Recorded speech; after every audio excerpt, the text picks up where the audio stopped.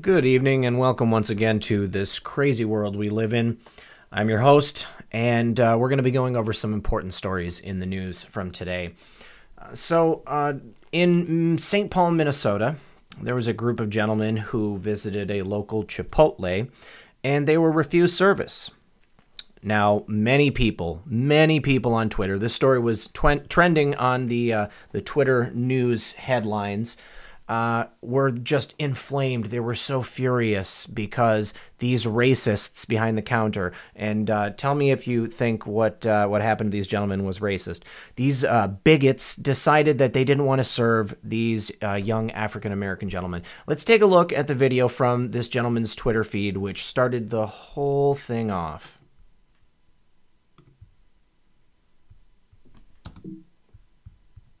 Hold on, so what we gotta do?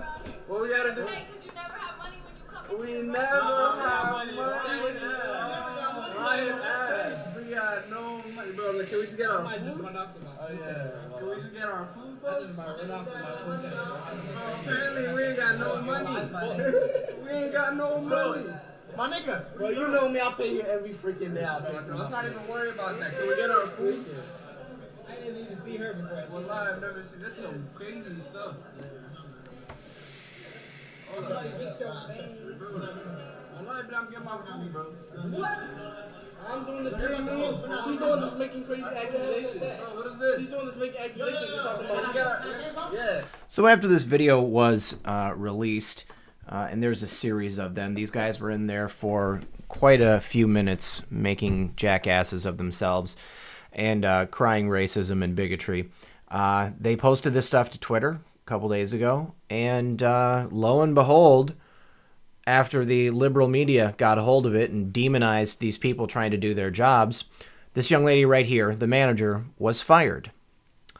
So very quickly after that, some clever anons went through this man's Twitter feed, Masood Ali, a Somalian immigrant, and they took a look and they found some very interesting things. First of all, here's his mugshot. Now, you'd think, lots of people get arrested one time. Not this guy. This guy is a serial offender. And here's one of the gems that was found on his Twitter feed. "Hey, man, I think Chipotle catching up to us, fam. Should we change locations? And yo, what should we do about that other thing?"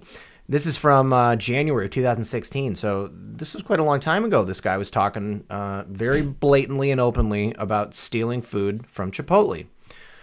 Now, the good news is the young manager behind the counter was offered her job back today. In a now deleted tweet, she says that someone from Chipotle, an executive, like in the public relations department or something like that, got a hold of her and offered her job back. That tweet's now deleted, so hopefully she is negotiating for a much higher salary and perhaps some upgraded security features, like maybe videos or even just the new rule that people have to pay for their food before they're handed it, because that sounds like perfectly sensible decision making to me. At least that's how they do it in my town. Here's another one. "If you a real ass N-word, we fitna go to Applebee's and eat as much as we can and tip the nice lady 20 cents and walk the F out." What a class act. Wow. This guy, he's a real gem. Okay, let's see. What else? What? Not a dine and dash. We just borrowing the food for a couple hours, that's all. So what are they going to do in a couple hours? Are they fitting to hand it back? Dine and dash is forever interesting. This is from 2015 now, stretching back 3 years. Nice. Gotta love it. Gotta love it. And, of course, you go to his Twitter page, the full page, and he's got somebody from Good Morning America, a real intelligent liberal journalist, Lauren Dozier. "Hi, Masood. My name is Lauren with Good Morning America. Did you take the videos in this thread? If so, may we have permission to use them on GMA and for all ABC News platforms and partners? Let me know. Thanks." Of course, he said yes to that. And here we go. This is what I was looking for. This is his arrest record. Let's see what he's been up to in the couple of years since 1997.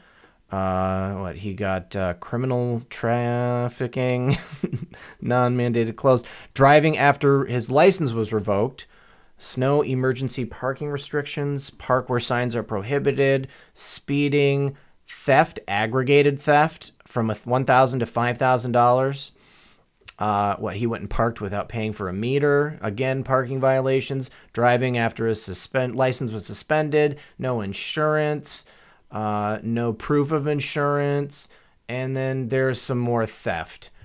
Okay, so the point of this is that in the world we live in today, someone can go post some race-baiting trash like this, accuse a perfectly innocent person of being racist or bigoted, and you've got tens of thousands of people on Twitter who are perfectly happy to take that bait and ruin someone's life, when, in effect, this dude should have his life ruined because he's going around and making life difficult for everybody else.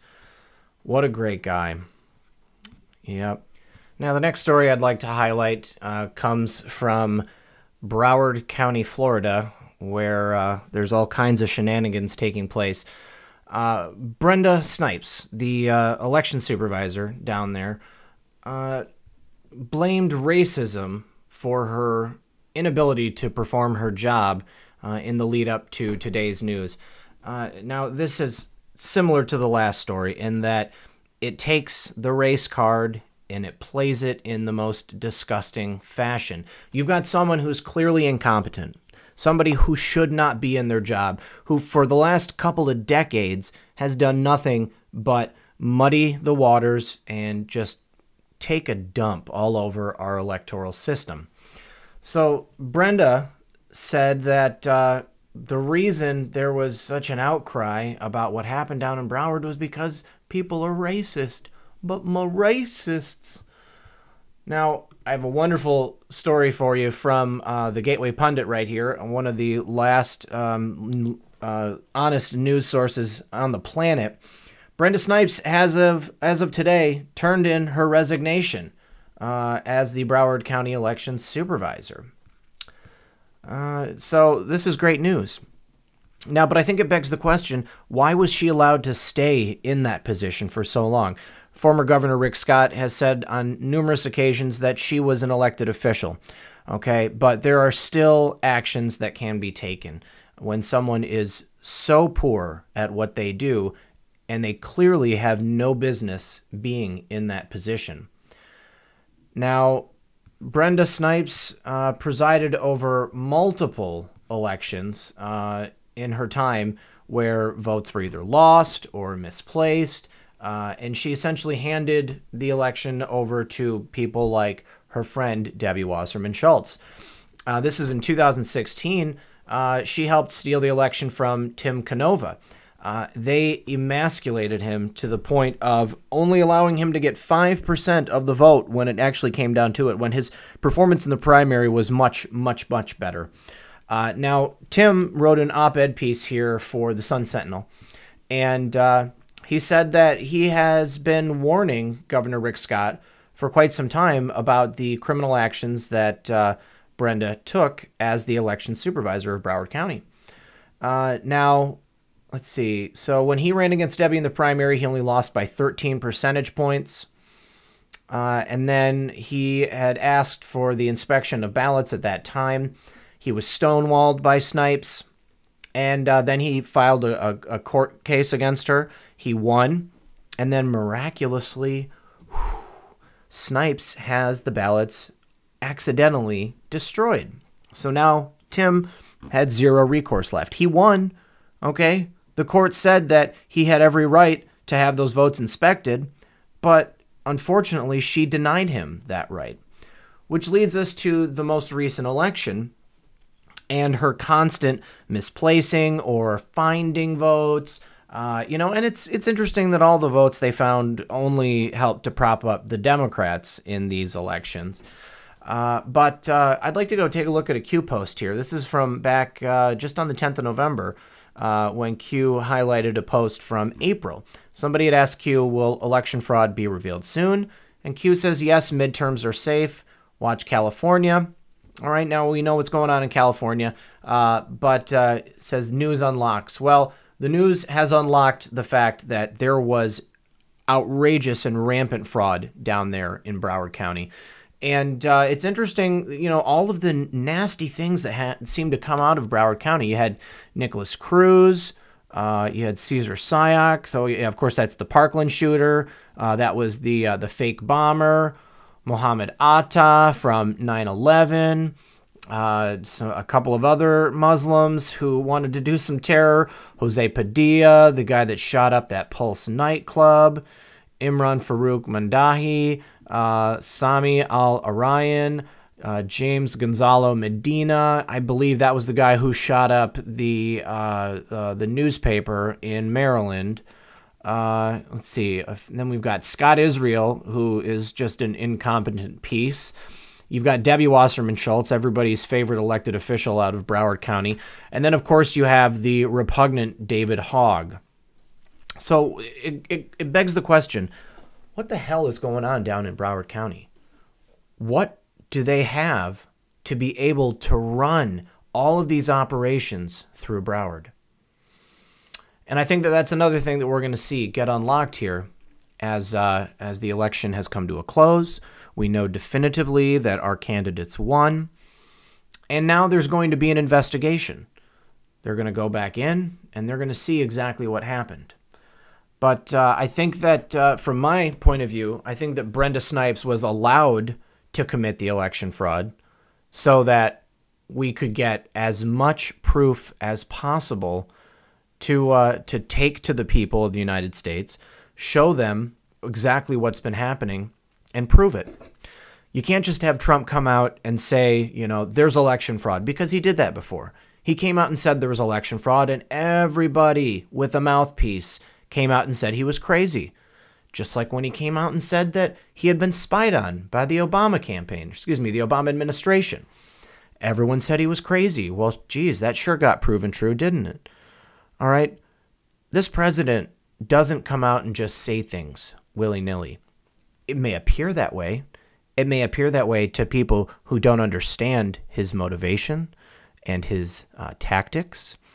But our president is far smarter than the people in the media and his opponents in government would allow you to think. All right, the last story I want to talk about today is the wildfire in California, the most devastating in the state's history, if not the country and the world. This is a big deal. You've got thousands of people displaced, almost 1,500 people, I believe, at this time, missing and feared dead, and just tremendous devastation.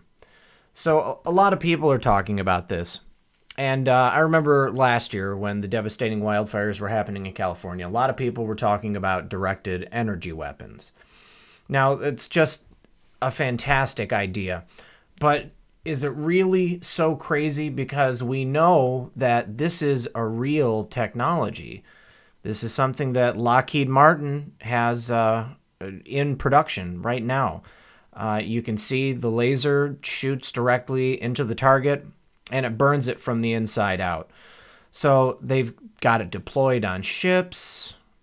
They've got it deployed on planes, on drones, and even more frightening, you can see right here, looks like they've got a trailer deployment.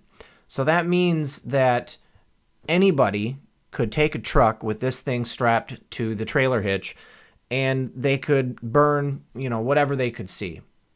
So, you can see it right here in these mountains, just chilling there, just waiting to get set off.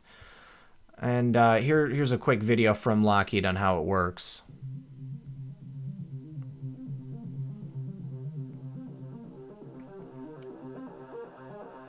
There's the laser, there's the target.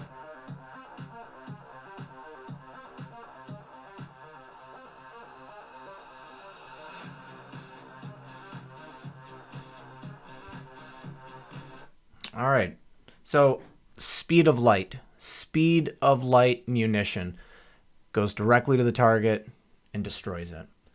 So here's a bunch of pictures from the wildfires from this year and from last year, and I believe there's a couple from wildfire in Portugal.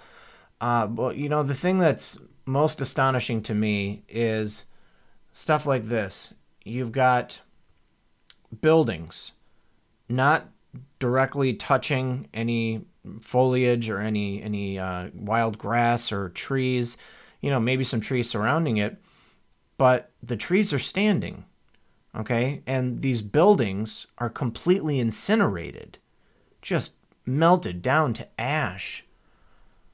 So how is that possible?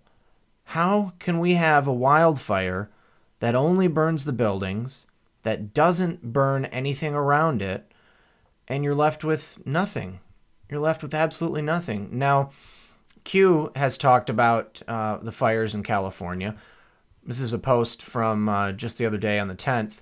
But originally back in July, Q had said, "What happens when California is in serious debt and lost priority aid from the federal government due to sanctuary status? Light fires. Declare state of emergency and request billions from the Fed. Why did POTUS reject in the past? Sick people, the more you know." And I think that we do know that California is full of sick people, not necessarily the residents, but the people who are running that state, that massive sinkhole for millions and millions, if not billions of dollars. So now that all these wildfires have taken place, you've got billions of dollars heading to California so that they can be relieved. Now, this is something I'd really like to get a sound off from Dave Acton on. But these are some trees, okay? Again, not really surrounded by anything, but they're burning from the inside out. Is anyone out there a firefighter? Does anyone know about forestry management? Is this normal? Is it normal for a tree to burn from the inside out while nothing else burns around it? I mean, I've never heard of anything like this. I don't know if this is something that is supposed to be happening, but I would really like to hear from anyone with experience in this background. So here's an article that I just found. It's called The Clover Chronicle. And this is a picture of a fire starting in California.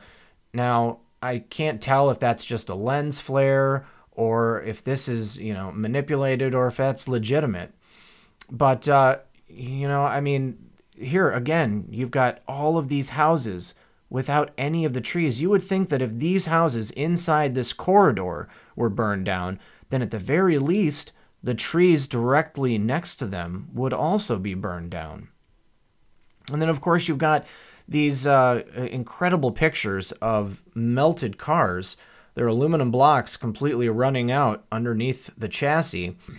Now, aluminum melts at, if I'm not mistaken, about 1,200 degrees Fahrenheit, and I've heard tell that wildfires can get up to be 1,500 degrees Fahrenheit. But this is amazing. I don't ever remember seeing things like this when I've seen images of fires in the past. So you've also got this tie-in from PG&E, with you know, in several of the last year's forest fires and then this year's forest fires having been shown to have been caused in some part by PG&E and their lines or maybe their smart meters, something like that. But you know, of course, people are tying it into Agenda 21 because what's happening? The homes are being destroyed while the trees and the foliage are spared. So what does that mean? That means all these people are gone. Thousands of people without a place to go. Yeah, but this right here, the trees burning from the inside out, this is what I really want to know about. You know, and you go to search for it online and all you find is, you know, disinformation, stuff from the mainstream media telling you that it's a conspiracy theory. But there was another one that really struck me right here. This is an Arby's in the middle of a shopping complex. And, you know, there's not really any trees around it, but the ones that are beautiful. They're perfectly healthy. And this Arby's, all on its own, just completely burned to the ground. I mean, don't we have some type of codes in place for fire safety in terms of building materials? You would think that this building right here had been built from napalm bricks. It's just incredible. And then, of course, that's what it looks like from space. It's just amazing. Just an enormous amount of destruction. Yep. And, you know, so looking into this and thinking about California, you know, it brought me to a couple of other Q posts. And I was thinking about Eric Holder, because Eric Holder was hired to be a special counselor for the state of California. And Q had stated that Eric Holder, California, relevant soon. And that was in April. So is that relevancy right now? Eric Holder was, I guess, let go from his position as the counselor of California. They used him for a couple of months, about 40 hours worth of work.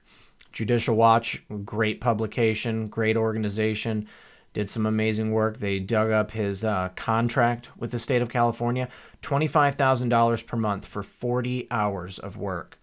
Just providing legal strategies. Didn't have to go to court, didn't have to bring a case for anything. And again, here are some more of those trees and more images of the devastation. And this is just insanity. This building completely incinerated while the flag burning above it, while the flag flying above it doesn't burn at all. So going here, and I looked up some information about the California wildfires since 2015. So in 2015, a total of 893,000 acres were burned. In 2016, 669,000 acres burned. Then you get to 2017, 1.3 million, almost 1.4 million acres burned. And already this year, in 2018, 1.66 million acres burned. Incredible. And we've still got a month and a half to go here in 2018. All right, well, that's really all I've got for tonight. Thanks for listening, and if anyone has any comments, or like I said, if you have any information as a firefighter or someone who has, experience or, in a field dealing with this stuff, please, I'd love to hear what you've got to say about this stuff, because the idea that, people are torching the state, it's just insane. So I'd like to hear back. Thank you very much. Have a good night.